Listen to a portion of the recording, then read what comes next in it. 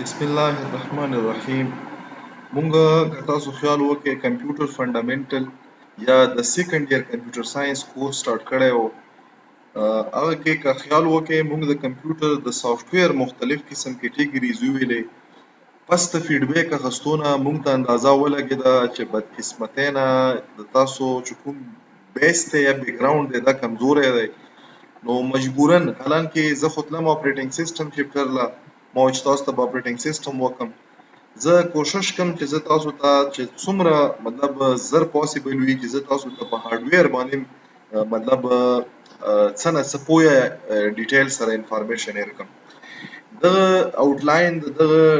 چې کوم ټاپک دی د دغه لپاره دی چې اول به مونږ د کمپیوټر چې کوم بیسیک ارکیټیکچر دی هغه ګورو. بیا په بیسیک ارکیټیکچر کې چې کوم کمپوننټس دي لکه انپوټ ډیوایس شولو، سټوریج شولو، پروسیسینګ یونټ شولو، آوټپوټ ډیوایسز شولو، بیا به دا په ډیټیل سره ګورو. په لاست کې به زه تاسو ته کمیونیکیشن ډیوایسز هم وښیم.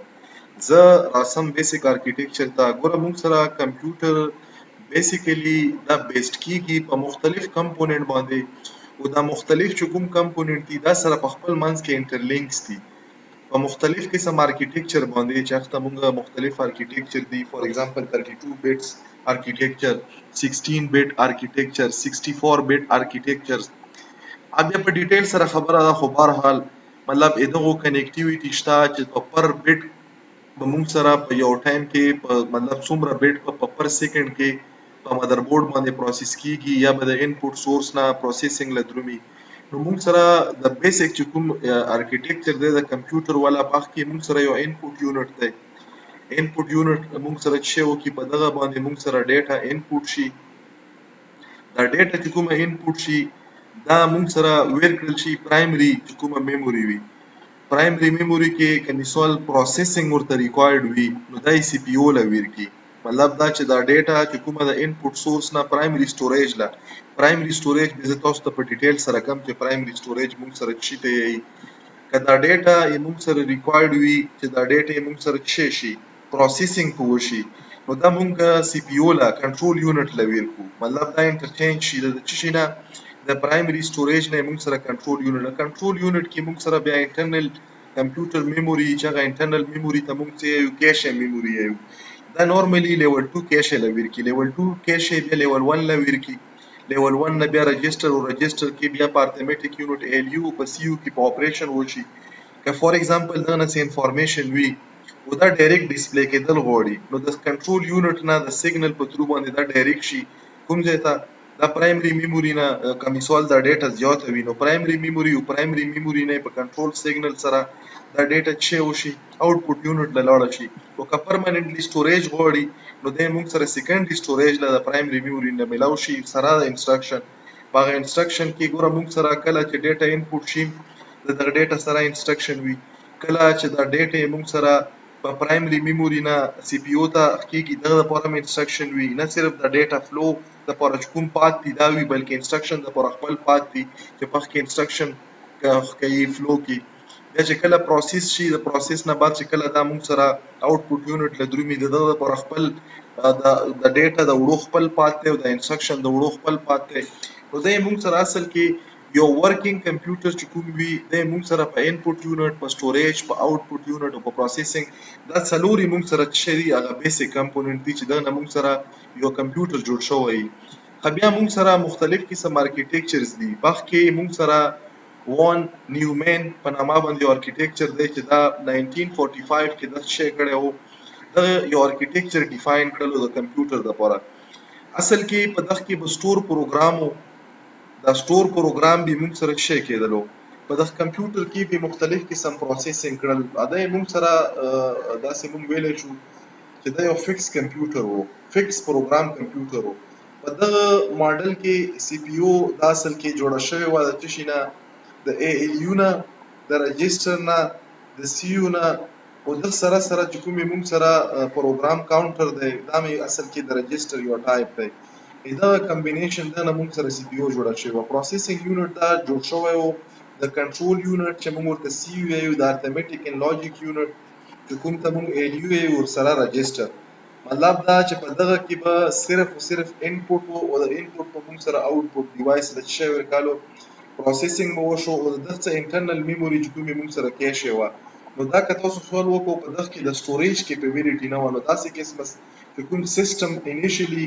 کومه ډیزاین جوړ شوی نو دغه ډیزاین ته موږ څه یو دغه ته موږ یو وان نیو مین ارکیټیکچر او دا 1945 کې موږ سره ډیفاین شوی و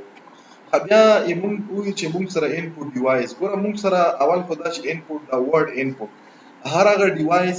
چې په کوم باندې موږ د کوم ټایپ ډیټا کمپیوټر ته اند کوو موږ سره اټموټ څه وایي چې د کوم ټایپ ډیټا اټ مین چې د ډیټا مې موږ سره ملټیپل ټایپ دي ګوره موږ سره ټیکسچوال ډیټا دغه نه علاوه ګرافیک ډیټا دغه نه علاوه کوډډ ډیټا لکه بارکوډ کې کیو آر کوډ کې دغه نه علاوه موږ سره مطلب دا چې وایس ډیټا دغه نه علاوه موږ سره پکچر یا ګرافیک ډیټا یا ویډیو ډیټا نو د هر قسم ډیټا لپاره موږ سره چې کله وغواړو چې کمپیوټر ته انپوټ کو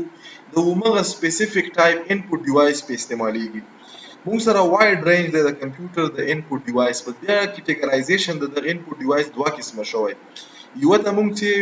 موږ یو سټانډرډ انپوټ ډیوایس یو ته موږ یو پرایمري انپوټ ډیوایس او بل ته موږ سیکنډري انپوټ ډیوایس نارملی پرایمري انپوټ ډیوایس موږ هغه ډیوایس ته یو چې د هغه نه بغیر کمپیوټر اپریټ کیږي نه سیکنډري موږ ته یو چې د هغه سره کمپیوټر فنکشنالټي انکریز کیږي